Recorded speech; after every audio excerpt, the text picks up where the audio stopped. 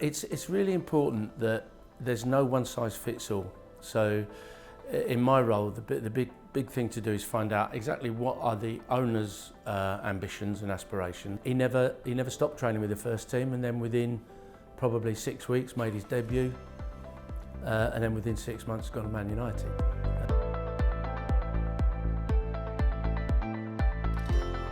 Les Reed, and I am an independent football strategist running my own consultancy company. The purpose of me doing it was to advise owners or new owners or potential owners around the due diligence stage, which they all do really well on the finances, but very few actually do anything on football strategy. So they've got ambitions for the club, but they haven't analysed whether the club's got that capability and potential and how long that might take until they've actually signed the cheque and they're in the driving seat, and then they make some pretty bad decisions.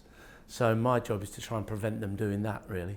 It's really important that there's no one size fits all. So in my role, the big thing to do is find out exactly what are the owner's ambitions and aspirations and over what time scale, and then at the same time, what is the culture, background, history of that club?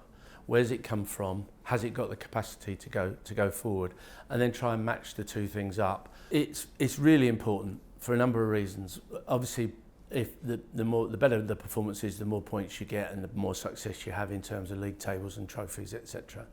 That in itself then means you've got a better opportunity to attract better players, and it brings in more revenue, which you can then reinvest back in the club. But it also gives the business side of the club an opportunity to invest in commercial branding and attract better sponsorship, better deals. The money recirculates, you get a better team on the pitch, it plays better, and the whole cycle repeats itself. And it started with me working as a consultant, being brought in by a new owner who'd never been in football before, and a board who'd never been the board of a football club before.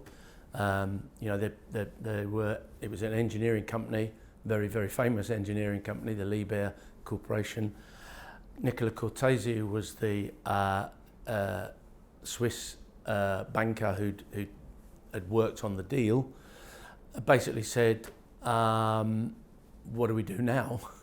So it was, well, what are your ambitions? And that was clearly mapped out. They wanted Premier League within 5 years, sustainability within the Premier League financially. They wanted a team that the fans would love to watch and be attractive. They wanted a significant percentage of that team developed through the youth system, because they'd, in their research, knew that Southampton historically had a good academy. So there were kind of 5 or 6 key ambitions that they wanted to tick off. And then my job was to say, okay, in order to tick that one, this is what we need to invest in, and this is what the way forward, and here's a strategy, thank you very much. And that was me done.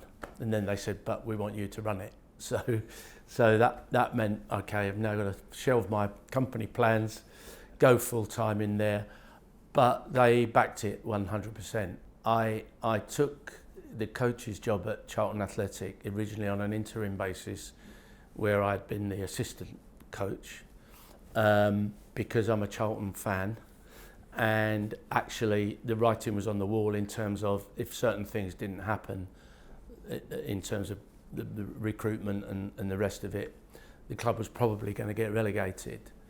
And being a fan, it was kind of, I can't walk out on this, I've got to give it a go. And there was a plan then, I took over in November, there was a plan for the January transfer window, which then financially couldn't happen, which means the squad wasn't turned around enough to save it. I think why I call it a down was I then went to Fulham, who were equally in trouble, and on the last day of the season we stayed up and Charlton went down, and it was one where I just couldn't celebrate Fulham's survival without thinking about it.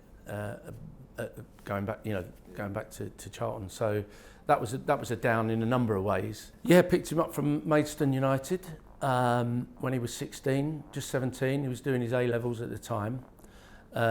Chris would have been, he played for England under 18 schools, would have been one of those boys that probably slipped the net by staying on at school, doing his A-levels and therefore not registering with an academy.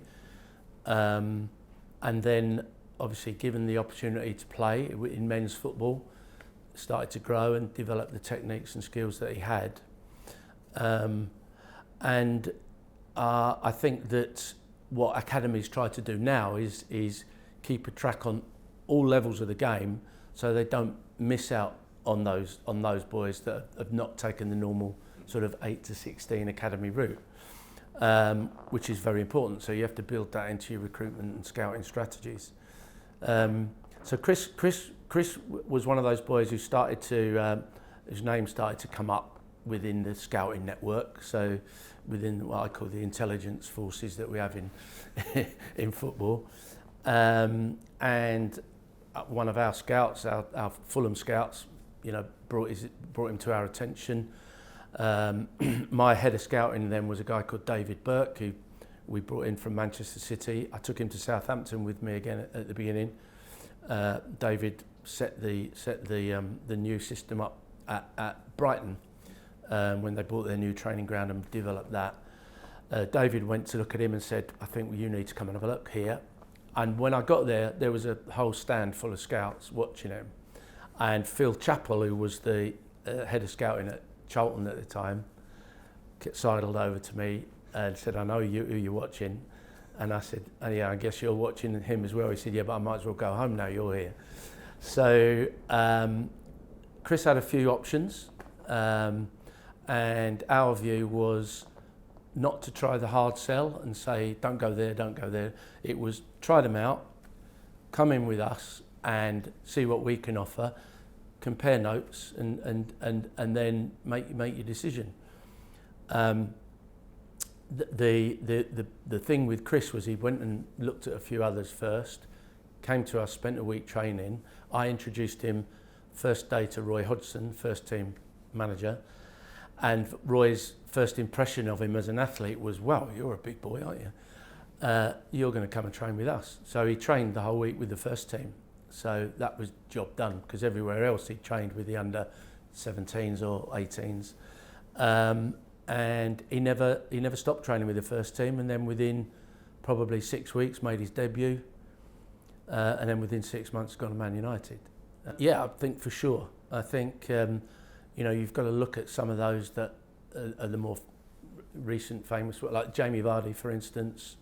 A lot of them start in an academy or been part of a youth setup and get released. Disappear for a little while and then come back through the ranks, and some of them have just not been to an academy at all, just not been spotted. And I think that's a bit of a problem. What we addressed this at Southampton was the fact that we had like water behind us, New Forest to the left and a city I can't mention to the right. And therefore the catchment area was quite small, but we had a route down into the southwest of England. So we had an academy at Bath University, which meant then we could go to places like Truro or where there weren't any Premier League tentacles, and therefore maybe have a look at what Exeter City were doing, maybe Torquay United, and just see if there were any little gems there. And Bristol, and then obviously the famous one is actually getting a foothold in Wales and bringing Gareth Bale in. So we had to be more creative because of the size of our catchment area. Wow, I mean, it's if it's something you've been passionate about all your life. And what I found in my career, which as I said, I kind of bounced around, it wasn't planned, but is there's always a plan B. So I wanted to play for England, and I played for England under 18 schools. I stayed on, did my A-levels, but it was always a kind of that was the sensible thing to do, but I really want to be a footballer. And so I never really made, the higher levels. I played at Cambridge United, I played for Watford only in the reserves. But this is uncanny, the manager of Watford was Graham Taylor in his first season at Watford, having gone from Lincoln, and Graham would have been up, who's Graham Taylor? I'd played for Cambridge against Lincoln, scored a goal. They came to my university to play a friendly. I scored in the friendly. Graham watched the game and then said, well, why don't you come play for our reserves while you're at college, and then we'll see how it goes. Unfortunately for me, they got promoted all the way up to the Premier League or the First Division. I didn't go with them. But then I joined Wycombe Wanderers. The chairman of Wycombe Wanderers was Brian Lee, who was on the FA Council, who was big on coach education, advised me to get my coaching badges and stuff like that.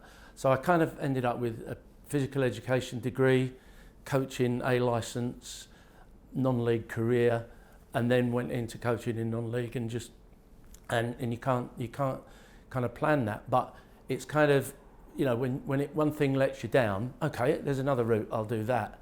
So I think that just makes your passion grow and grow and grow, and you begin to believe, actually I can do this. So I said, I'm going to coach. If I can't play for England, I'm going to coach England, and had the opportunity to do that, both at youth level and with the national team. So, I advise anyone who wants a career in football, if you're really passionate about football, there's lots of routes. Don't get bogged down with, I've got to get my B licence, my A licence, my Pro licence, and go that route. You haven't. There's a whole lot of other things you can do.